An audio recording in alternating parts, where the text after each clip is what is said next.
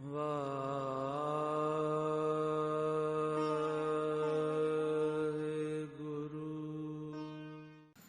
ਸਤਨਾਮ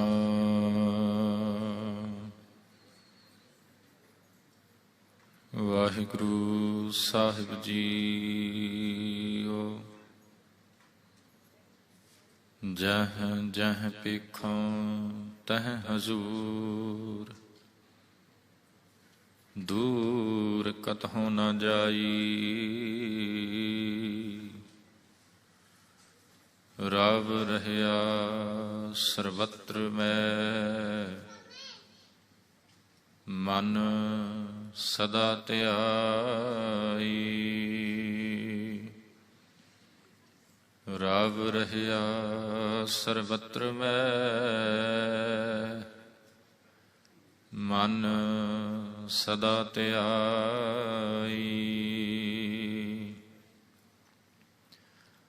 ਪੱਪੈ ਪਾਤਸ਼ਾਹ ਪਰਮੇਸ਼ਰ,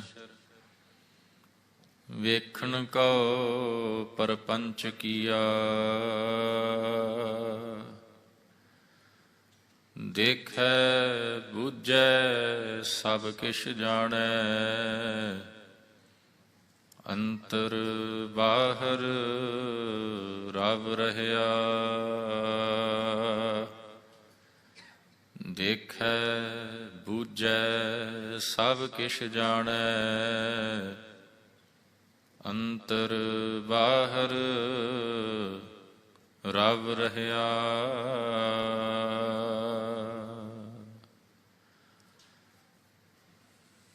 ਪਰਮ ਸਨਮਾਨਯੋਗ ਚਵਰ ਛਤਰ ਤਖਤ ਦੇ ਮਾਲਕ, ਸੁੱਖਾਂ ਦੇ ਸਾਗਰ, ਰੂਹਾਨੀਅਤ ਦੇ ਮੁਜੱਸਮੇ, ਪਰਮ ਕਿਰਪਾਲੂ ਪਾਤਸ਼ਾਹ ਧੰਨ ਧੰਨ ਸਤਿਗੁਰੂ ਗੁਰੂ ਗ੍ਰੰਥ ਸਾਹਿਬ ਮਹਾਰਾਜ ਜੀ ਦੀ ਪਾਵਨ ਪਵਿੱਤਰ ਹਜ਼ੂਰੀ ਵਿੱਚ ਸੱਜ ਕੇ ਸਤ ਸੰਗ ਦੀਆਂ ਘੜੀਆਂ ਦਾ ਆਨੰਦ ਮਾਣ ਰਹੀ ਗੁਰੂ ਸਾਜ ਨਿਵਾਜੀ ਸਾਧ ਸੰਗਤ ਜੀ, ਸਾਹਿਬ ਜੀ ਦੀ ਅਪਾਰ ਕਿਰਪਾ ਮਿਹਰਾਮਤ ਸਦਕਾ ਪਾਵਨ ਹਜ਼ੂਰੀ ਦੇ ਵਿੱਚ ਸੱਜ ਬੈਠਣ ਦੇ ਕਾਬਿਲ ਹੋ ਸਕੇ ਹਾਂ। ਆਓ ਸਾਧ ਸੰਗਤ, ਜਿੱਥੇ ਬੜੇ ਪਿਆਰ ਬੜੇ ਟਿਕਾ ਦੇ ਨਾਲ ਕੀਰਤਨ ਦੇ ਵਿੱਚ ਹਾਜ਼ਰੀ ਭਰੀ ਹੈ, ਉੱਥੇ ਕੁਝ ਕੁ ਸਮਾਂ ਜੋ ਧੰਨ ਗੁਰੂ ਨਾਨਕ ਸਾਹਿਬ ਮਹਾਰਾਜ ਜੀ ਦੀ ਪਾਵਨ ਬਾਣੀ ਪਟੀ ਲਿਖੀ ਦੀ ਵਿਚਾਰ ਚੱਲ ਰਹੀ ਹੈ, ਉਸ ਵਿਚਾਰ ਦੇ ਵਿੱਚ ਵੀ ਹਾਜ਼ਰੀ ਲਵਾਉਣ ਦਾ ਯਤਨ ਕਰੀਏ। ਪਾਵਨ ਬਚਨ ਪੱਪੈ ਪਾਤਸ਼ਾਹ ਪਰਮੇਸ਼ਰ, ਵੇਖਣ ਕਉ ਪਰਪੰਚ ਕੀਆ। ਦੇਖੈ ਬੂਝੈ ਸਭ ਕਿਛ ਜਾਣੈ, ਅੰਤਰ ਬਾਹਰ ਰਵ ਰਹਿਆ। ਧੰਨ ਗੁਰੂ ਨਾਨਕ ਸਾਹਿਬ ਕਹਿੰਦੇ ਪਰਮਾਤਮਾ ਨੇ ਸੰਸਾਰ ਨੂੰ ਸਾਜਿਆ, ਰੀਜ਼ਨ ਕੀ ਸਾਜਣ ਦਾ?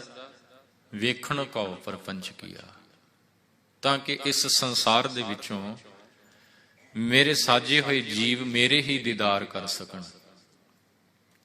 ਉਹ ਮਾਲਕ ਸਾਜ ਕੇ ਦੇਖਦਾ ਪਿਆ ਹੈ, ਸਭ ਕੁਛ ਸਮਝਦਾ ਪਿਆ ਹੈ, ਹਰ ਇੱਕ ਦੇ ਅੰਦਰ ਦੀ ਜਾਣਦਾ ਹੈ ਤੇ ਹਰ ਜਗ੍ਹਾ ਤੇ ਉਹ ਵਸ ਰਿਹਾ ਹੈ। ਅੰਤਰ ਬਾਹਰ ਰਵ ਰਹਿਆ, ਹਰ ਇੱਕ ਥਾਂ ਤੇ ਉਹਦਾ ਨਿਵਾਸ ਹੈ, ਵਸਦਾ ਪਿਆ ਹੈ। ਚਾਹੇ ਸੰਸਾਰ ਹੋਵੇ ਬਾਹਰੀ ਤੌਰ ਤੇ, ਚਾਹੇ ਆਪਣਾ ਅੰਦਰ ਹੋਵੇ, ਹਿਰਦਾ ਇਨਸਾਨ ਦਾ ਅੰਦਰ, ਹਰ ਥਾਂ ਤੇ ਉਹ ਪ੍ਰਮਾਤਮਾ ਵਸਦਾ ਪਿਆ ਹੈ।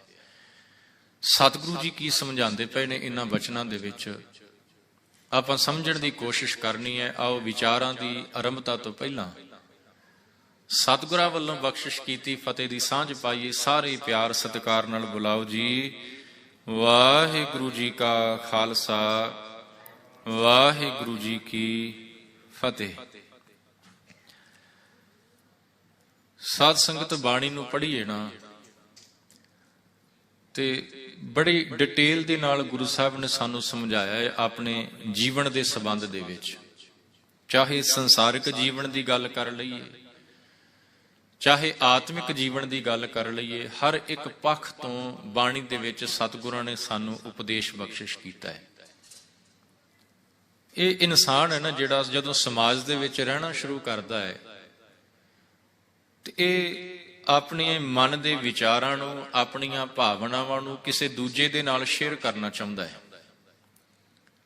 ਉਹ ਚਾਹੇ ਪਰਿਵਾਰ ਦੇ ਕੁਝ ਮੈਂਬਰ ਹੋਣ, ਪਰ ਖਿਆਲ ਕਰਿਓ ਪਰਿਵਾਰ ਦੇ ਮੈਂਬਰਾਂ ਦੇ ਨਾਲ ਕੁਝ ਐਸੀਆਂ ਗੱਲਾਂ ਹੁੰਦੀਆਂ ਨੇ ਜਿਹੜੀਆਂ ਉਹ ਸ਼ੇਅਰ ਨਹੀਂ ਕਰ ਪਾਉਂਦਾ। ਚਲੋ ਇਹਨੂੰ ਥੋੜਾ ਜਿਹਾ ਆਪਾਂ ਇਦਾਂ ਸਮਝ ਲਈਏ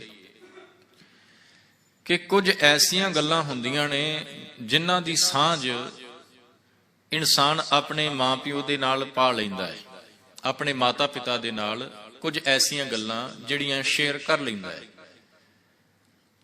ਕੁਝ ਐਸੀਆਂ ਵੀ ਗੱਲਾਂ ਹੋਇਆ ਕਰਦੀਆਂ ਨੇ ਜਿਹੜੀਆਂ ਉਹ ਆਪਣੀ ਪਤਨੀ ਦੇ ਨਾਲ ਤਾਂ ਸ਼ੇਅਰ ਕਰਦਾ ਹੈ, ਪਰ ਮਾਂ-ਪਿਓ ਦੇ ਨਾਲ ਨਹੀਂ ਕਰ ਪਾਉਂਦਾ।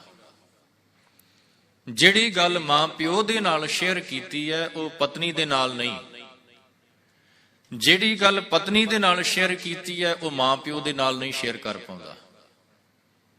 ਕੁਝ ਐਸੀਆਂ ਵੀ ਗੱਲਾਂ ਹੁੰਦੀਆਂ ਨੇ ਜਿਹੜੀਆਂ ਉਹ ਆਪਣੇ ਬੱਚਿਆਂ ਦੇ ਨਾਲ ਸ਼ੇਅਰ ਕਰਦਾ ਹੈ, ਨਾ ਪਤਨੀ ਦੇ ਨਾਲ, ਨਾ ਮਾਂ-ਪਿਓ ਦੇ ਨਾਲ, ਕੇਵਲ ਬੱਚਿਆਂ ਦੇ ਨਾਲ। ਇਹ ਪਰਿਵਾਰ ਦੇ ਨਾਲ ਆਪਣੇ ਵਿਚਾਰਾਂ ਦੀ ਸਾਂਝ ਹੈ ਜਿਹੜੀ ਇਨਸਾਨ ਦੁਆਰਾ ਪਾਈ ਜਾਂਦੀ ਹੈ। ਪਰ ਕੁਝ ਐਸੀਆਂ ਵੀ ਗੱਲਾਂ ਕਹਿ ਲਈਏ, ਮੈਂ ਗੱਲਾਂ ਲਫ਼ਜ਼ ਜ਼ਰੂਰ ਯੂਜ਼ ਕਰਦਾ ਪਿਆ, ਇਹਦੀ ਜਗ੍ਹਾ ਤੇ ਇੱਕ ਹੋਰ ਵਰਡ ਆਪਾਂ ਵੈਸੇ ਯੂਜ਼ ਕਰ ਸਕਦੇ ਹਾਂ ਜੀ, ਉਹ ਅੰਗਰੇਜ਼ੀ ਦਾ, ਇੰਗਲਿਸ਼ ਦਾ ਵਰਡ ਹੈ ਸੀਕ੍ਰੇਟ। ਕੁਝ ਐਸੇ ਇਨਸਾਨ ਦੇ ਸੀਕ੍ਰੇਟਸ ਹੁੰਦੇ ਨੇ, ਹਰ ਇੱਕ ਇਨਸਾਨ ਦੇ ਨੇ ਜੀ।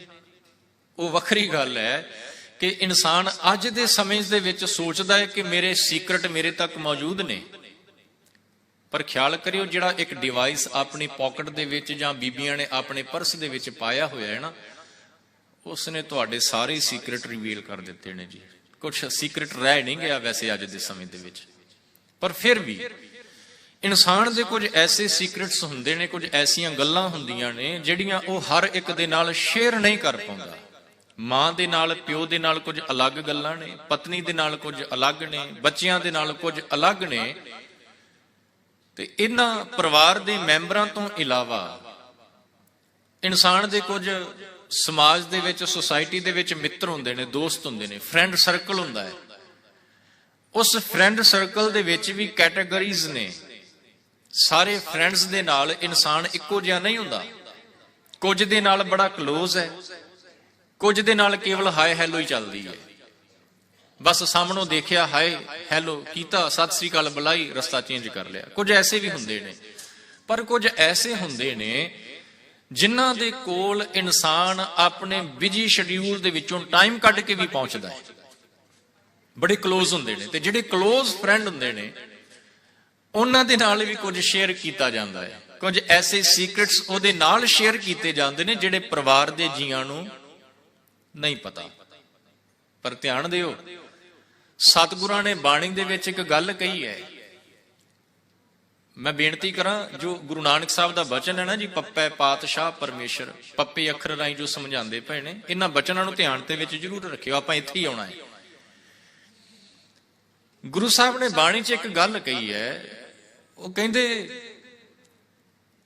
ਜਿਹੜੀ ਗੱਲ ਤੂੰ ਆਪਣੇ ਮਾਂ ਪਿਓ ਦੇ ਨਾਲ ਸ਼ੇਅਰ ਨਹੀਂ ਕਰ ਸਕਦਾ, ਜਿਹੜੀ ਗੱਲ ਤੂੰ ਆਪਣੇ ਪਤਨੀ ਦੇ ਨਾਲ, ਆਪਣੇ ਪਤੀ ਦੇ ਨਾਲ, ਆਪਣੇ ਬੱਚਿਆਂ ਦੇ ਨਾਲ ਸ਼ੇਅਰ ਨਹੀਂ ਕਰ ਸਕਦਾ, ਜਿਹੜੀ ਗੱਲ ਤੂੰ ਆਪਣੇ ਸੱਜਣਾ ਮਿੱਤਰਾਂ ਦੇ ਨਾਲ ਸ਼ੇਅਰ ਨਹੀਂ ਕਰ ਸਕਦਾ ਨਾ, ਉਹ ਗੱਲ ਤੈਨੂੰ ਇੱਕ ਥਾਂ ਤੇ ਆਣ ਕੇ ਸ਼ੇਅਰ ਜ਼ਰੂਰ ਕਰਨੀ ਚਾਹੀਦੀ ਹੈ।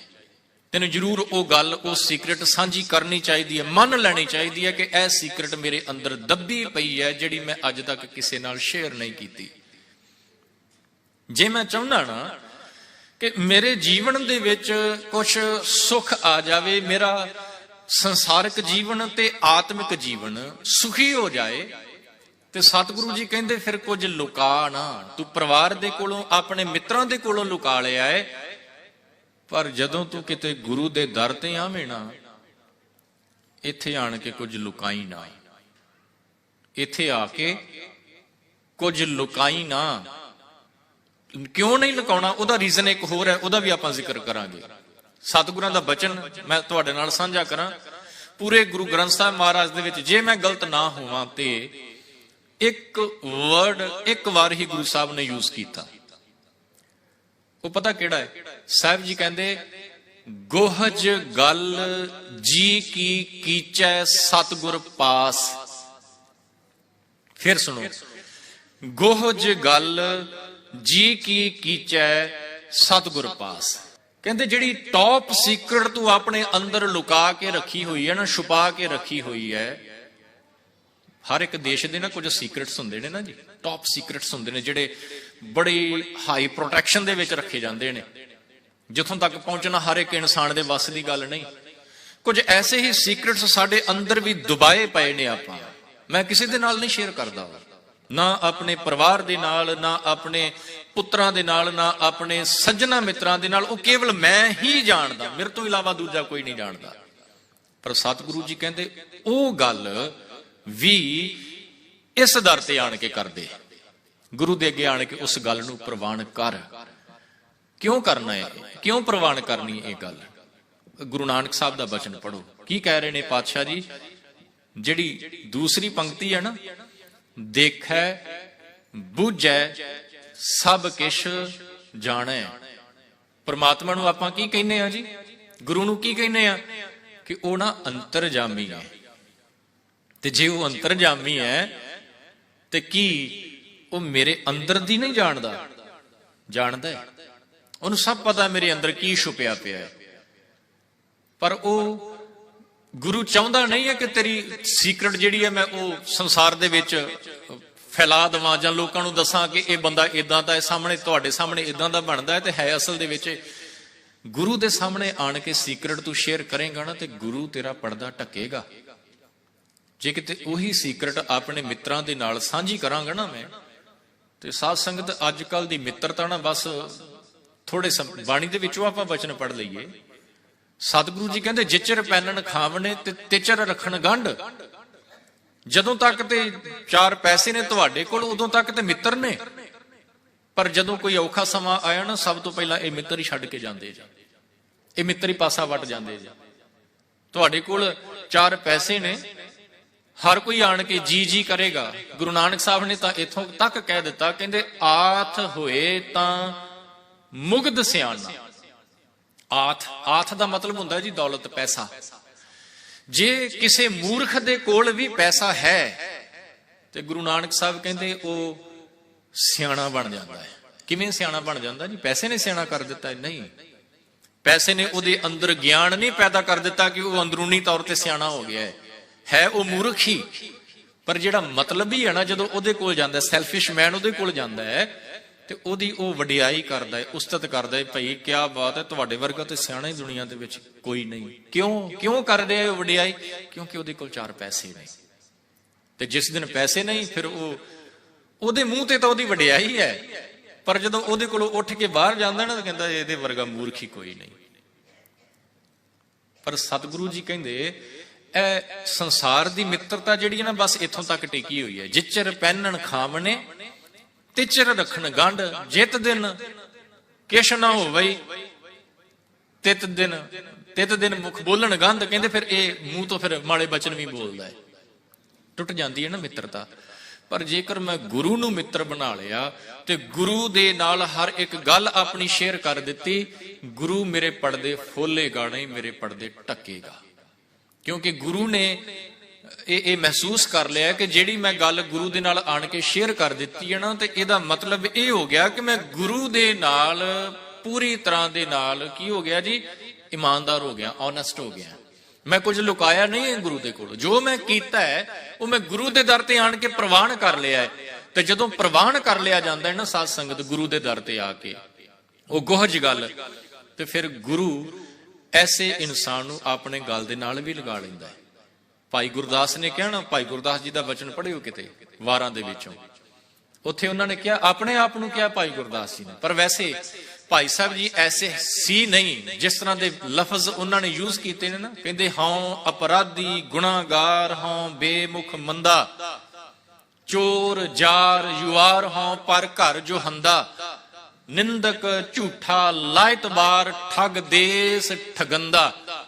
ਭਾਈ ਸਾਹਿਬ ਜੀ ਕਹਿੰਦੇ ਮੇਰੇ ਵਰਗਾ ਨਮਕ ਹਰਾਮ ਕੌਣ ਹੈ, ਨਮਕ ਖਾ ਕੇ ਹਰਾਮ ਕਰ ਦੇਣ ਵਾਲਾ, ਮੇਰੇ ਵਰਗਾ ਨਿੰਦਕ ਕਹਿੰਦੇ ਕੋਈ ਨਹੀਂ। ਹੇ ਸਤਿਗੁਰੂ ਜੀ ਮੈਂ ਤੇਰੀ ਸ਼ਰਨ ਦੇ ਵਿੱਚ ਆਇਆ, ਮੈਂ ਹੱਦ ਦਰਜੇ ਦਾ ਪਾਪੀ ਬੰਦਾ ਵਾਂ। ਤੇ ਜਿਹੜਾ ਇਹ ਗੱਲ ਆਣ ਕੇ ਪ੍ਰਵਾਨ ਕਰ ਲਏ ਗੁਰੂ ਦੇ ਦਰ ਤੇ, ਗੁਰੂ ਆਪਣੇ ਗੱਲ ਦੇ ਨਾਲ ਲਗਾ ਕੇ ਨਾ ਉਹਨੂੰ ਬਿਲਕੁਲ ਪਿਓਰ ਕਰ ਦੇਗਾ ਜੀ। ਐਸਾ ਉਪਦੇਸ਼ ਉਹਦੇ ਅੰਦਰ ਗੁਰੂ ਪ੍ਰਗਟ ਕਰੇਗਾ, ਐਸੀ ਦਾਤ ਉਹਦੇ ਅੰਦਰ ਰੱਖ ਦੇਗਾ ਕਿ ਜਿਨ੍ਹਾਂ ਗੁਨਾਹਾਂ ਨੂੰ ਗੁਰੂ ਦੇ ਦਰ ਤੇ ਆਣ ਕੇ ਉਹਨੇ ਕਬੂਲ ਕੀਤਾ ਹੈ ਨਾ ਸਾਧ ਸੰਗਤ, ਉਹ ਗੁਨਾਹਾਂ ਦਾ ਪਰਦਾ ਹੀ ਖਤਮ ਹੋ ਜਾਏਗਾ, ਉਹਨਾਂ ਗੁਨਾਹਾਂ ਦਾ ਲੇਖਾ ਹੀ ਖਤਮ ਹੋ ਜਾਏਗਾ। ਐਸੀਆਂ ਕਈ ਐਗਜ਼ਾਮਪਲਸ ਤੁਹਾਨੂੰ ਹਿਸਟਰੀ ਦੇ ਵਿੱਚੋਂ ਮਿਲਣਗੀਆਂ। ਇੱਕ ਮੈਂ ਜ਼ਿਕਰ ਕਰਦਿਆਂ, ਬਾਬਾ ਬਿਧੀ ਚੰਦ ਜੀ ਦਾ ਨਾਮ ਸ਼ਾਇਦ ਤੁਸੀਂ ਸੁਣਿਆ ਹੋਵੇਗਾ। ਗੁਰੂ ਹਰਗੋਬਿੰਦ ਸਾਹਿਬ ਮਹਾਰਾਜ ਜੀ ਦੇ ਸਮੇਂ ਤੇ ਬੜੀ ਸੇਵਾ ਕੀਤੀ ਬਾਬਾ ਬਿਧੀ ਚੰਦ ਜੀ ਨੇ, ਤੇ ਇਹ ਗੁਰੂ ਦਰ ਦੇ ਨਾਲ ਇਹਨਾਂ ਦਾ ਸੰਬੰਧ ਜੁੜਦਾ ਹੈ ਗੁਰੂ ਅਰਜਨ ਸਾਹਿਬ ਜੀ ਦੇ ਟਾਈਮ ਤੇ। ਇਹਨਾਂ ਦੀ ਬੈਕਗ੍ਰਾਉਂਡ ਦੇਖੀਏ ਜੀਵਨ ਦੀ, ਚੋਰ ਸੀ, ਚੋਰੀਆਂ ਕਰਿਆ ਕਰਦੇ ਸੀ। ਐਸੀ ਗੁਰੂ ਦੀ ਕਿਰਪਾ ਹੋਈ, ਸੰਗਤ ਦੇ ਵਿੱਚ ਆਣ ਕੇ ਬੈਠਣ, ਚੋਰੀ ਕਰਕੇ ਆਏ ਸੀ ਜੀ, ਮੱਝਾਂ ਚੁਰਾ ਕੇ ਲੈ ਕੇ ਆਏ ਸੀ ਕਿਸੇ ਪਿੰਡ ਤੋਂ, ਪਿੰਡ ਦੇ ਲੋਕ ਪਿੱਛਾ ਕਰ ਰਹੇ ਸੀ, ਸੰਗਤ ਜੁੜੀ ਬੈਠੀ ਸੀ, ਸੰਗਤ ਵਿੱਚ ਆਣ ਕੇ ਬੈਠ ਗਏ। ਐਸਾ ਅਸਰ ਪਿਆ ਸੰਗਤ ਦਾ, ਐਸੀ ਗੁਰੂ ਦੀ ਕਿਰਪਾ ਹੋਈ, ਸਾਰਾ ਜੀਵਨ ਚੇਂਜ ਹੋ ਗਿਆ ਜੀ ਉਹਨਾਂ ਦਾ। ਤੇ ਗੁਰੂ ਹਰਗੋਬਿੰਦ ਸਾਹਿਬ ਮਹਾਰਾਜ ਜੀ ਦੇ ਨਾਲ ਫਿਰ ਮਿਲ ਕੇ ਨਾ ਜੰਗਾਂ ਦੇ ਵਿੱਚ ਉਹਨਾਂ ਨੇ ਹਿੱਸਾ ਵੀ ਲਿਆ। ਤੇ ਗੁਰੂ ਏਦਾਂ ਜੀਵਨ ਚੇਂਜ ਕਰ ਦਿੰਦਾ। ਬਸ ਪ੍ਰਵਾਨ ਕਰੇ ਗੁਰੂ ਦੇ ਦਰ ਤੇ ਆਣ ਕੇ, ਜਿਹੜੀ ਅੰਦਰ ਦੀ ਸੀਕਰਟ ਛੁਪਾ ਕੇ ਬੈਠਾ ਹੈ ਨਾ ਇਨਸਾਨ, ਉਹ ਵੀ ਗੁਰੂ ਦੇ ਦਰ ਤੇ ਆਣ ਕੇ ਕਹਿ ਦਵੇ, ਕਿਉਂਕਿ ਗੁਰੂ ਅੰਤਰਜਾਮੀ ਹੈ, ਸਾਡੇ ਅੰਦਰ ਦੀ ਜਾਣਦਾ ਹੈ, ਉਹਦੇ ਕੋਲੋਂ ਕੁਝ ਵੀ ਛਿਪਿਆ ਨਹੀਂ ਜੀ, ਕੁਝ ਵੀ ਛਿਪਿਆ ਨਹੀਂ ਜੀ। ਹਰ ਪਲ ਉਹਦੀ ਨਜ਼ਰ ਸਾਡੇ ਉੱਤੇ ਹੈ। ਆਪਾਂ ਸੋਹਿਲਾ ਸਾਹਿਬ ਦੇ ਵਿੱਚੋਂ ਬਚਨ ਪੜ੍ਹਦੇ ਆ ਨਾ ਜੀ, ਜੇ ਇਦਾਂ ਕਹਿ ਲਈਏ ਕਿ ਰੱਬ ਸਾਨੂੰ ਕਿਵੇਂ ਦੇਖਦਾ ਹੈ ਜੀ, ਰੱਬ ਦੀਆਂ ਕਿਹੜੀਆਂ ਅੱਖਾਂ ਨੇ? ਪਰ ਗੁਰੂ ਨਾਨਕ ਸਾਹਿਬ ਕਹਿੰਦੇ ਕਿ ਤੁਹਾਨੂੰ ਬੜਾ ਵੱਡਾ ਭੁਲੇਖਾ ਜੇ, ਰੱਬ ਹਮੇਸ਼ਾ ਹੀ ਦੇਖਦਾ ਪਿਆ। ਕਿਵੇਂ ਦੇਖਦਾ ਪਿਆ? ਇਹ ਜਿਹੜੀਆਂ ਦੋ ਅੱਖਾਂ ਰੱਬ ਨੇ ਦਿੱਤੀਆਂ ਨੇ ਨਾ, ਇਹ ਉਹਦੀਆਂ ਹੀ ਅੱਖਾਂ ਨੇ, ਇਹਨਾਂ ਅੱਖਾਂ ਦੇ ਰਾਹੀਂ ਹੀ ਸਾਨੂੰ ਦੇਖਦਾ ਪਿਆ ਹੈ, ਉਹਦੀ ਨਜ਼ਰ ਹੈ। ਸਹਸ ਤਵ ਨੈਣ ਨਨ ਨੈਣ ਹੈ ਤੋਹੇ ਕੋ, ਇਹਦੇ ਵਿੱਚ ਇਹੀ ਦੀ ਗੱਲ ਕਹੀ ਹੈ। ਇਹ ਮਾਲਕ ਭਾਵੇਂ ਤੇਰੀ ਅੱਖ ਕੋਈ ਨਹੀਂ, ਪਰ ਤੇਰੀਆਂ ਹਜ਼ਾਰਾਂ ਹੀ ਅੱਖਾਂ, ਹਰ ਇੱਕ ਦੇ ਉੱਤੇ ਤੇਰੀ ਨਜ਼ਰ ਹੈ। ਚਾਹੇ ਬੜੀ ਆਬਾਦੀ ਵੱਧ ਚੁੱਕੀ ਹੈ ਪੂਰੇ ਵਰਲਡ ਦੀ, ਹਰ ਇੱਕ ਪੈਦਾ ਕੀਤੇ ਹੋਏ ਇਨਸਾਨ, ਮੈਂ ਇਨਸਾਨਾਂ ਦਾ ਜ਼ਿਕਰ ਕਰਦਾ ਪਿਆ, ਇਨਸਾਨਾਂ ਤੋਂ ਇਲਾਵਾ ਹੋਰ ਇੱਥੇ ਬੇਅੰਤ ਜੂਨਾਂ ਨੇ, ਪਸ਼ੂ ਪੰਛੀ ਜਾਨਵਰ ਕੀੜੇ ਮਕੌੜੇ ਬੇਅੰਤ ਨੇ, ਉਹਨਾਂ ਹਰ ਇੱਕ ਦੇ ਉੱਤੇ ਵੀ ਉਸ ਮਾਲਕ ਦੀ ਨਜ਼ਰ ਹੈ, ਦੇਖਦਾ ਪਿਆ, ਦੇਖਦਾ ਹੈ। ਕਹਿੰਦੇ ਇੱਕ ਸਾਧੂ ਦੇ ਕੋਲ ਨਾ ਦੋ ਦੋਸਤ ਗਏ ਤੇ ਜਾ ਕੇ ਸਾਧੂ ਨੂੰ ਬੇਨਤੀ ਕੀਤੀ, ਜੰਗਲ ਦੇ ਵਿੱਚ ਰਹਿੰਦਾ ਸੀ ਜੀ, ਜੰਗਲ ਦੇ ਵਿੱਚ ਪਹੁੰਚੇ ਤੇ ਬੇਨਤੀ ਕੀਤੀ ਜਾ ਕੇ ਉਹਨਾਂ ਨੇ, ਕਹਿੰਦੇ ਜੀ ਅਸੀਂ ਤੁਹਾਡੇ ਸਟੂਡੈਂਟ ਬਣਨਾ ਚਾਹੁੰਦੇ ਹਾਂ, ਅਸੀਂ ਤੁਹਾਡੇ ਕੋਲੋਂ ਗਿਆਨ ਪ੍ਰਾਪਤ ਕਰਨਾ ਚਾਹੁੰਦੇ ਹਾਂ, ਤੇ ਕਿਰਪਾ ਕਰੋ ਤੁਸੀਂ ਸਾਨੂੰ ਆਪਣੇ ਚੇਲੇ ਬਣਾ ਲਓ, ਆਪਣੇ ਸਟੂਡੈਂਟ ਬਣਾ ਲਓ, ਸਿਖਿਆਰਥੀ ਬਣਾ ਲਓ। ਤੇ ਉਸ ਸਾਧੂ ਮਹਾਤਮਾ ਨੇ ਕਿਹਾ, ਕਹਿਣ ਲੱਗਾ ਮੈਂ ਆਪਣਾ ਸਟੂਡੈਂਟ ਉਸ ਨੂੰ ਬਣਾਵਾਂਗਾ ਜਿਹੜਾ ਮੇਰੇ ਟੈਸਟ ਦੇ ਵਿੱਚੋਂ ਪਾਸ ਹੋਏਗਾ। ਮੇਰਾ ਇੱਕ ਨਿਯਮ ਹੈ, ਮੈਂ ਉਸ ਨੂੰ ਹੀ ਆਪਣਾ ਸਟੂਡੈਂਟ ਬਣਾਉਣਾ ਵਾ, ਵਿਦਿਆਰਥੀ ਬਣਾਉਣਾ ਜਿਹੜਾ ਮੇਰੇ ਟੈਸਟ ਦੇ ਵਿੱਚੋਂ ਪਾਸ ਹੋ ਜਾਂਦਾ ਹੈ। ਕਹਿੰਦਾ ਜੀ ਬਿਲਕੁਲ ਤੁਸੀਂ ਟੈਸਟ ਲੈ ਸਕਦੇ ਹੋ। ਅਗਲੇ ਦਿਨ ਉਹਨਾਂ ਨੂੰ ਬੁਲਾਇਆ ਜਾਂਦਾ ਹੈ, ਦੋਨੋਂ ਪਹੁੰਚਦੇ ਨੇ ਜੀ ਸਾਧੂ ਦੇ ਕੋਲੇ। ਜਦੋਂ ਪਹੁੰਚੇ ਤੇ ਉਹਨੇ ਦੋ ਪੰਛੀ, ਸਾਧੂ ਨੇ ਦੋ ਪੰਛੀ ਉਹਨਾਂ ਨੂੰ ਪਕੜਾ ਦਿੱਤੇ ਇੱਕ ਇੱਕ, ਕਹਿਣ ਲੱਗੇ ਇਹ ਦੋਨੋਂ ਹੀ ਤੁਸੀਂ ਲੈ ਜਾਓ ਤੇ ਇਹਨਾਂ ਨੂੰ ਮਾਰਨਾ ਹੈ, ਦੋਵਾਂ ਨੂੰ ਇਹਨਾਂ ਨੂੰ ਮਾਰਨਾ ਹੈ, ਮਾਰ ਕੇ ਤੇ ਵਾਪਸ ਲੈ ਕੇ ਆਓ ਮੇਰੇ ਕੋਲ। ਜਾਣ ਲੱਗੇ ਆਵਾਜ਼ ਮਾਰੀ, ਕਹਿੰਦੇ ਰੁਕੋ, ਇੱਕ ਗੱਲ ਦਾ ਧਿਆਨ ਰੱਖਣਾ, ਜਦੋਂ ਵੀ ਤੁਸੀਂ ਇਸ ਨੂੰ ਮਾਰਨ ਲੱਗੋ ਇਸ ਗੱਲ ਦਾ ਧਿਆਨ ਰੱਖਿਓ ਕਿ ਤੁਹਾਨੂੰ ਕੋਈ ਦੇਖਦਾ ਨਾ ਹੋਵੇ, ਤੁਹਾਨੂੰ ਕੋਈ ਦੇਖਦਾ ਨਾ ਹੋਵੇ। ਐਸੀ ਜਗ੍ਹਾ ਤੇ ਲਿਜਾ ਕੇ ਮਾਰਨਾ ਜਿੱਥੇ ਤੁਹਾਨੂੰ ਕੋਈ ਦੇਖੇ ਨਾ। ਚਲੇ ਗਏ ਜੀ। ਇੱਕ ਦੋਸਤ ਜੰਗਲ ਦੇ ਵਿੱਚੋਂ ਜਿੱਥੇ ਉਹਦਾ ਆਸ਼ਰਮ ਸੀ ਥੋੜੀ ਦੂਰ ਗਿਆ, ਆਸੇ ਪਾਸੇ ਉਹਨੇ ਵੇਖਿਆ ਕੋਈ ਨਹੀਂ ਸੀ, ਉਹਨੇ ਪੰਛੀ ਦੀ ਗਰਦਨ ਨੂੰ ਮਰੋੜਿਆ, ਮਾਰਿਆ ਤੇ ਮਾਰ ਕੇ ਤੇ ਵਾਪਸ ਲੈ ਆਇਆ। ਤੇ ਉਹ ਸਾਧੂ ਆਣ ਕੇ ਕਹਿੰਦਾ ਦੇਖੋ ਮੈਂ ਕੰਮ ਕਰ ਦਿੱਤਾ, ਮੈਨੂੰ ਕਿਸੇ ਨੇ ਨਹੀਂ ਦੇਖਿਆ। ਜਿਹੜਾ ਦੂਜਾ ਸੀ ਉਹ ਜੰਗਲ ਦੇ ਵਿੱਚ ਬੜਾ ਡੀਪ ਚਲਾ ਗਿਆ ਜੀ, ਅੱਗੇ ਚਲਾ ਗਿਆ ਤੇ ਆਸੇ ਪਾਸੇ ਦੇਖ ਕੇ ਨਾ ਤੇ ਲੱਗਾ ਪੰਛੀ ਨੂੰ ਮਾਰਨ, ਮਾਰ ਨਹੀਂ ਪਾਇਆ, ਰੁਕ ਗਿਆ। ਫਿਰ ਥੋੜਾ ਹੋਰ ਅੱਗੇ ਗਿਆ, ਅੱਗੇ ਜਾ ਕੇ ਫਿਰ ਮਾਰਨ ਦੀ ਕੋਸ਼ਿਸ਼ ਕੀਤੀ, ਆਸੇ ਪਾਸੇ ਦੇਖਿਆ ਕੋਈ ਨਹੀਂ ਹੈ, ਪਰ ਮਾਰ ਫੇਰ ਨਹੀਂ ਪਾਇਆ। ਤੁਰਦਾ ਤੁਰਦਾ ਇੱਕ ਪਹਾੜ ਦੀ ਗੁਫਾ ਦੇ ਵਿੱਚ ਚਲਾ ਗਿਆ। ਪਹਾੜ ਸੀ, ਪਹਾੜ ਦੀ ਗੁਫਾ ਦੇ ਵਿੱਚ ਐਂਟਰ ਕਰ ਜਾਂਦਾ ਹੈ। ਉੱਥੇ ਜਾ ਕੇ ਉਹ ਉਸ ਪੰਛੀ ਨੂੰ ਮਾਰਨ ਲੱਗਦਾ ਹੈ। ਹੁਣ ਗੁਫਾ ਦੇ ਅੰਦਰ ਕੋਈ ਵੀ ਨਹੀਂ ਸੀ, ਪਰ ਮਾਰ ਫੇਰ ਨਹੀਂ ਪਾਇਆ। ਸਾਰਾ ਦਿਨ ਇਸੇ ਤਰ੍ਹਾਂ ਭਟਕਣ ਤੋਂ ਬਾਅਦ ਨਾ ਵਾਪਸ ਆ ਜਾਂਦਾ ਹੈ ਸਾਧੂ ਦੇ ਕੋਲ। ਪੰਛੀ ਉਸੇ ਤਰ੍ਹਾਂ ਜਿਉਂਦਾ ਹੈ, ਮਾਰ ਨਹੀਂ ਪਾਇਆ। ਤੇ ਆਣ ਕੇ ਕਹਿੰਦਾ ਜੀ ਐ ਲਓ ਆਪਣਾ ਪੰਛੀ, ਮੈਂ ਇਸ ਨੂੰ ਮਾਰ ਨਹੀਂ ਪਾਇਆ। ਕਿਉਂ? ਤੈਨੂੰ ਕੋਈ ਐਸੀ ਜਗ੍ਹਾ ਨਹੀਂ ਮਿਲੀ ਜਿੱਥੇ ਕੋਈ ਤੈਨੂੰ ਦੇਖੇ ਨਾ। ਕਹਿੰਦਾ ਜੀ ਮੈਂ ਜਿੱਥੇ ਵੀ ਗਿਆ, ਇਨਸਾਨ ਤਾਂ ਕੋਈ ਨਹੀਂ ਸੀ, ਮੈਂ ਆਸੇ ਪਾਸੇ ਦੇਖਦਾ ਸੀ, ਕੋਈ ਨਹੀਂ ਸੀ ਮੈਨੂੰ ਦੇਖਦਾ, ਪਰ ਜਦੋਂ ਮੈਂ ਇਸ ਪੰਛੀ ਨੂੰ ਮਾਰਨ ਲੱਗਦਾ ਸੀ ਨਾ, ਮੇਰੀ ਨਜ਼ਰ ਇਹਦੀਆਂ ਅੱਖਾਂ ਤੇ ਪੈਂਦੀ ਸੀ, ਇਹ ਮੇਰੀਆਂ ਅੱਖਾਂ ਵੱਲ ਵੇਂਦਾ ਸੀ, ਤਾਂ ਮੈਨੂੰ ਇਵੇਂ ਲੱਗਦਾ ਸੀ ਕਿ ਜਿਵੇਂ ਕੋਈ ਦੇਖ ਰਿਹਾ। ਇਹ ਮੈਨੂੰ ਦੇਖਦਾ ਪਿਆ ਸੀ, ਮੈਂ ਇਹਨੂੰ ਦੇਖਦਾ ਪਿਆ ਸਾਂ, ਤੇ ਮੈਨੂੰ ਇਵੇਂ ਮਹਿਸੂਸ ਹੁੰਦਾ ਸੀ ਕਿ ਕੁਝ ਐਸਾ ਵੀ ਹੈ ਜਿਹੜਾ ਕੁਝ ਮੈਨੂੰ ਦੇਖ ਰਿਹਾ ਹੈ। ਭਾਵੇਂ ਨਜ਼ਰ ਨਹੀਂ ਸੀ ਆ ਰਿਹਾ, ਇੱਕ ਫੀਲ ਆ ਰਿਹਾ ਸੀ ਕਿ ਕੋਈ ਦੇਖਦਾ ਪਿਆ ਹੈ। ਤੇ ਉਸ ਸਾਧੂ ਨੇ ਦੂਜੇ ਦੋਸਤ ਨੂੰ ਵੀ ਬੁਲਾਇਆ ਤੇ ਆਪਣਾ ਫੈਸਲਾ ਸੁਣਾ ਦਿੱਤਾ ਕਿ ਮੇਰਾ ਸਟੂਡੈਂਟ ਬਣੇਗਾ ਕੌਣ? ਕਿਹਨੂੰ ਸਟੂਡੈਂਟ ਰੱਖਿਆ ਹੋਏਗਾ? ਤੁਸੀਂ ਕੀ ਸੋਚਦੇ ਹੋ? ਕੀ ਉਸ ਨੂੰ ਰੱਖਿਆ ਹੋਏਗਾ ਜਿਹੜਾ ਗਿਆ ਜੰਗਲ ਦੇ ਵਿੱਚ ਤੇ ਪੰਛੀ ਨੂੰ ਮਾਰ ਕੇ ਵਾਪਸ ਆ ਗਿਆ, ਉਹ ਬਣਿਆ ਹੋਏਗਾ ਸਟੂਡੈਂਟ? ਨਹੀਂ, ਉਹਨੇ ਸਟੂਡੈਂਟ ਆਪਣਾ ਬਣਾਇਆ ਉਸ ਦੂਸਰੇ ਨੂੰ ਜਿਹਨੂੰ ਇਹ ਫੀਲ ਹੁੰਦਾ ਸੀ ਕੋਈ ਦੇਖਦਾ ਪਿਆ। ਤੇ ਦੇਖਦਾ ਕੌਣ ਪਿਆ ਸੀ ਜੀ? ਉਹ ਮਾਲਕ ਪਰਮਾਤਮਾ, ਜਿਹਨੂੰ ਗੁਰੂ ਨਾਨਕ ਸਾਹਿਬ ਇੱਥੇ ਕਹਿ ਰਹੇ ਨੇ ਨਾ ਕਿ ਸਰਬ ਨਿਰੰਤਰ ਰਵ ਰਹਿਆ, ਜਿਹੜਾ ਹਰ ਥਾਂ ਤੇ ਵਸਦਾ ਪਿਆ ਹੈ, ਜਿਹੜਾ ਅੰਦਰ ਦੀ ਜਾਣਨ ਵਾਲਾ ਹੈ, ਜਿਹੜਾ ਸਭ ਕੁਝ ਦੇਖਦਾ ਪਿਆ ਹੈ, ਸਭ ਕੁਝ ਸਮਝਦਾ ਪਿਆ ਹੈ, ਉਹ ਪਰਮਾਤਮਾ ਹਰ ਥਾਂ ਤੇ ਹੈ। ਤੇ ਜੇ ਉਹ ਹਰ ਥਾਂ ਤੇ ਹੈ ਤੇ ਜਿੱਥੇ ਮਰਜ਼ੀ ਆਪਾਂ ਚਲੇ ਜਾਈਏ, ਚਾਹੇ ਪਾਣੀ ਦੇ ਵਿੱਚ ਕਿੰਨੇ ਵੀ ਡੀਪ ਕਿਉਂ ਨਾ ਚਲੇ ਜਾਈਏ, ਉੱਥੇ ਵੀ ਸਾਨੂੰ ਦੇਖੇਗਾ। ਚਾਹੇ ਕਿੱਡੀ ਵੀ ਗੁਫਾ ਵੱਡੀ ਕਿਉਂ ਨਾ ਹੋਵੇ, ਕੇਵ ਕਿੱਡੀ ਵੀ ਗਹਿਰੀ ਡਾਰਕ ਹਨੇਰਾ ਹੀ ਹਨੇਰਾ ਹੋਵੇ, ਉਸ ਗੁਫਾ ਦੇ ਵਿੱਚ ਵੀ ਉਹ ਪਰਮਾਤਮਾ ਸਾਨੂੰ ਦੇਖਦਾ ਹੈ।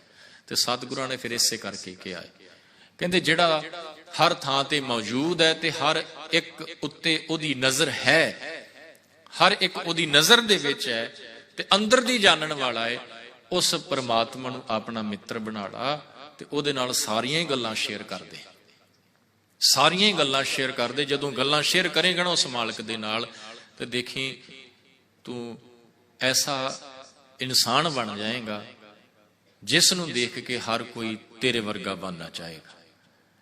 ਜਿਹਨੂੰ ਆਪਾਂ ਕਹਿ ਦਿੰਦੇ ਨਾ ਜੀ ਇਹ ਤਾਂ ਰੱਬ ਦਾ ਰੂਪ ਹੈ, ਇਹ ਤੇ ਰੱਬ ਵਰਗਾ ਹੀ ਹੈ, ਤੇ ਸੱਚਮੁੱਚ ਕਹਿਣ ਮਾਤਰ ਹੀ ਨਹੀਂ, ਤੂੰ ਐਗਜ਼ੈਕਟ ਦੇ ਵਿੱਚ ਉਸ ਰੱਬ ਦਾ ਹੀ ਰੂਪ ਹੋ ਜਾਏਗਾ ਜਿਸ ਰੱਬ ਨੂੰ ਦੁਨੀਆ ਦੇ ਲੋਕ ਬੜਾ ਪਵਿੱਤਰ ਕਰਕੇ ਪੂਜਦੇ ਨੇ, ਤੇ ਤੂੰ ਵੀ ਪਵਿੱਤਰ ਹੋ ਜਾਏਗਾ। ਸੋ ਇਹ ਗੱਲ ਗੁਰੂ ਨਾਨਕ ਸਾਹਿਬ ਨੇ ਅੱਜ ਦੇ ਬਚਨਾਂ ਦੇ ਵਿੱਚ ਸਾਨੂੰ ਸਮਝਾਈ ਹੈ। ਕਹਿੰਦੇ ਤੂੰ ਦੇਖ ਪੱਪੈ ਪਰਪੰਚ ਕੀਆ, ਪੱਪੈ ਪਾਤਸ਼ਾਹ ਪਰਮੇਸ਼ਰ, ਵੇਖਣ ਕੋ ਪਰਪੰਚ ਕੀਆ। ਪਾਤਸ਼ਾਹ ਪਰਮੇਸ਼ਰ ਨੇ ਇਸ ਸੰਸਾਰ ਨੂੰ ਸਾਜਿਆ ਹੈ। ਕਾਦੇ ਵਾਸਤੇ ਸਾਜਿਆ? ਵੇਖਣ ਕੋ, ਤਾਂ ਕਿ ਸਾਜੇ ਹੋਏ ਜੀਵ ਇਸ ਸੰਸਾਰ ਦੇ ਵਿੱਚੋਂ ਉਸ ਮਾਲਕ ਦੇ ਦੀਦਾਰ ਕਰ ਸਕਣ ਤੇ ਦੇਖੈ। ਪਰਮਾਤਮਾ ਦੇਖਦਾ ਪਿਆ ਹੈ, ਹਰ ਸਮੇਂ ਉਹਦੀ ਨਜ਼ਰ ਹੈ ਸਾਡੇ ਉੱਤੇ, ਚਾਹੇ ਸਾਨੂੰ ਹੋਰ ਕੋਈ ਦੇਖੇ ਜਾਂ ਨਾ ਦੇਖੇ, ਉਹ ਜ਼ਰੂਰ ਦੇਖਦਾ ਪਿਆ ਜੀ। ਦੇਖੈ ਬੂਝੈ ਸਭ ਕੁਛ ਜਾਣੇ। ਜਿਹੜਾ ਦੇਖੈ ਲਫ਼ਜ਼ ਹੈ ਨਾ ਜੀ, ਇਹਦਾ ਇੱਕ ਹੋਰ ਮਤਲਬ ਵੀ ਹੈ। ਦੇਖੈ ਦਾ ਮਤਲਬ ਵਿਦਵਾਨਾਂ ਨੇ ਇਹ ਵੀ ਕੀਤਾ ਹੈ ਕਿ ਉਹ ਪਰਮਾਤਮਾ ਸਾਰੇ ਜੀਵਾਂ ਦੀ ਸੰਭਾਲ ਵੀ ਕਰਦਾ ਪਿਆ। ਜੇ ਉਹਨੇ ਸਾਜ ਦਿੱਤੇ ਨੇ ਨਾ, ਤੇ ਸਾਜਣ ਤੋਂ ਬਾਅਦ ਇਹ ਨਹੀਂ ਕਿ ਛੱਡ ਦਿੱਤੇ ਵੀ ਚਲੋ ਆਪਣਾ ਆਪੇ ਤੁਸੀਂ ਗੁਜ਼ਾਰਾ ਕਰੋ, ਨਹੀਂ, ਉਹ ਸੰਭਾਲ ਵੀ ਕਰਦਾ। ਜਿਹੜੀਆਂ ਦਾਤਾਂ ਦੇ ਰਿਹਾ ਨਾ ਸਾਨੂੰ, ਉਹਦੀ ਸੰਭਾਲ ਹੀ ਹੈ, ਉਹ ਸਾਨੂੰ ਸੰਭਾਲਦਾ ਪਿਆ ਹੈ। ਬੂਝੈ ਸਭ ਕੁਝ ਉਹ ਸਮਝਦਾ ਹੈ, ਸਭ ਕੁਝ ਜਾਣਦਾ ਹੈ। ਜੋ ਵੀ ਸਾਡੇ ਅੰਦਰ ਚੱਲਦਾ ਪਿਆ ਹੈ ਨਾ, ਉਹਨੂੰ ਪਤਾ ਹੈ। ਜੋ ਵੀ ਮੈਂ ਸੋਚਦਾ ਪਿਆ ਵਾਂ, ਉਹਨੂੰ ਪਤਾ ਹੈ। ਜੋ ਮੇਰੇ ਅੰਦਰ ਛੁਪਿਆ ਹੋਇਆ ਹੈ, ਉਹਨੂੰ ਪਤਾ ਹੈ। ਤੇ ਗੁਰੂ ਸਾਹਿਬ ਇਸੇ ਕਰਕੇ ਕਹਿੰਦੇ ਨੇ ਕਿ ਭਲਿਆ ਤੂੰ ਇੱਥੇ ਆਣ ਕੇ ਆਪਣੇ ਦਿਲ ਦੇ ਪਰਦੇ ਸਾਰੇ ਹੀ ਫੋਲ ਦੇ। ਸਿਆਣੇ ਕਹਿੰਦੇ ਨੇ ਨਾ, ਵੈਸੇ ਕਹਿੰਦੇ ਖੁਸ਼ੀ ਹੋਵੇ ਨਾ ਜੀਵਨ ਦੇ ਵਿੱਚ, ਸੁੱਖ ਹੋਵੇ, ਸੁੱਖ ਸ਼ੇਅਰ ਕੀਤਾ ਜਾਵੇ ਤੇ ਉਹ ਵੱਧਦਾ ਹੈ। ਸੁੱਖ ਸ਼ੇਅਰ ਕੀਤਾ ਜਾਵੇ ਆਪਣੇ ਸੱਜਣਾ ਮਿੱਤਰਾਂ ਦੇ ਨਾਲ, ਆਂਢੀਆਂ ਗਵਾਂਢੀਆਂ ਦੇ ਨਾਲ, ਤੇ ਵੱਧਦਾ ਹੈ, ਖੁਸ਼ੀ ਵੱਧਦੀ ਹੈ। ਦੁੱਖ ਸ਼ੇਅਰ ਕੀਤਾ ਜਾਵੇ ਤੇ ਕਹਿੰਦੇ ਘਟਦਾ ਹੈ। ਦੁੱਖ ਸ਼ੇਅਰ ਕੀਤਾ ਜਾਵੇ ਤੇ ਘਟਦਾ ਹੈ। ਤੇ ਵਾਕਿਆ ਹੀ ਜਿਹੜੀਆਂ ਸੀਕ੍ਰੇਟਸ ਅੰਦਰ ਛੁਪਾ ਕੇ ਬੈਠੀਆਂ ਨਾ, ਉਹ ਦੁਖੀ ਕਰਦੀਆਂ ਨੇ। ਕਦੋਂ? ਕਿਸੇ ਟਾਈਮ ਤੇ ਜਦੋਂ ਉਹ ਯਾਦ ਆ ਜਾਂਦਾ ਨਾ ਕਿ ਮੈਂ ਇਹ ਕੰਮ ਕੀਤਾ, ਪਤਾ ਕਿਸੇ ਨੂੰ ਨਹੀਂ ਹੈ, ਮੈਨੂੰ ਹੀ ਪਤਾ ਹੈ, ਪਰ ਜਦੋਂ ਉਹ ਸਮਾਂ ਯਾਦ ਆ ਜਾਂਦਾ ਨਾ, ਜਿਸ ਟਾਈਮ ਤੇ ਮੈਂ ਉਹ ਕੁਝ ਕੀਤਾ ਸੀ, ਤੇ ਉਹ ਕਿਤੇ ਨਾ ਕਿਤੇ ਮੈਨੂੰ ਦੁੱਖ ਪਹੁੰਚਾਉਂਦਾ ਹੈ। ਤੇ ਸਤਿਗੁਰੂ ਜੀ ਕਹਿੰਦੇ ਫਿਰ ਜਿਹੜੀ ਦੁੱਖ ਪਹੁੰਚਾਉਣ ਵਾਲੀ ਗੱਲ ਹੈ ਨਾ, ਆਣ ਕੇ ਕਹਿ ਦੇ ਗੁਰੂ ਨੂੰ, ਦੇ ਦੇ ਗੁਰੂ ਨੂੰ। ਮੈਂ ਇੱਕ ਬੜਾ ਪਿਆਰਾ ਕਿਸੇ ਵਿਦਵਾਨ ਦਾ ਬਚਨ ਪੜ੍ਹਿਆ ਜੀ। ਉਹ ਕਹਿੰਦੇ ਇੱਕ ਲਫ਼ਜ਼ ਆਪਾਂ ਪੰਜਾਬੀ ਦੇ ਵਿੱਚ ਯੂਜ਼ ਕਰਦੇ ਹਾਂ ਜੀ, ਭੇਟਾ। ਗੁਰੂ ਦੇ ਅੱਗੇ ਭੇਟਾ ਰੱਖਣੀ। ਇਹ ਲਫ਼ਜ਼ ਕਹਿੰਦੇ ਭੇਟ ਤੋਂ ਬਣਿਆ ਹੈ। ਭੇਟ, ਭੇਟ ਤੋਂ ਭੇਟਾ। ਤੇ ਭੇਟ ਦਾ ਮਤਲਬ ਹੁੰਦਾ ਹੈ ਜੀ ਮਿਲਣਾ, ਮੁਲਾਕਾਤ ਕਰਨੀ, ਮੁਲਾਕਾਤ ਹੋਣੀ।